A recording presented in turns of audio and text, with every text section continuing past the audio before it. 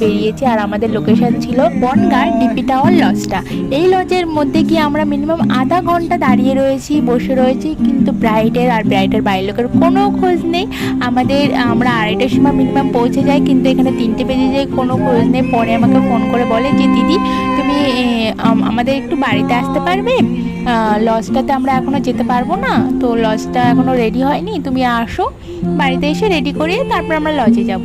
যাই হোক, লোকেশনটা আমাদের লজের পাশেই ছিল, জন্য কোনো অসুবিধা হয়নি। লজের পাশেই একটা বাড়িতে ছিল, তো আমরা চলে যাই বাড়িতে, এবং ব্রাইড আসে এবং ব্রাইডকে আমি রেডি করতে স্টার্ট করে দিই।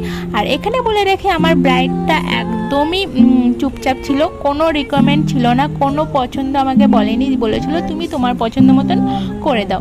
আমাকে বুকিং করেছিল ব্রাইডের কিন্তু বৌদি, আর বৌদির সাথে কথাবার্তা হয়ে যায়। আর এখানে কিন্তু ব্রাইডের দেখতে পাচ্ছ, ব্রাইডকে আমি তো রেডি করাচ্ছি, কিন্তু এখানে ব্রাইডের কোনো জুয়েলারি কোনো কিছুই কেনা ছিল না।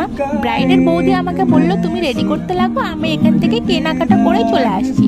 এখানে ব্রাইডের জুয়েলারি, ব্রাইডের ক্লিপ, ফ্লাওয়ার্স, ব্রাইডের বৌদি আনতে গেল।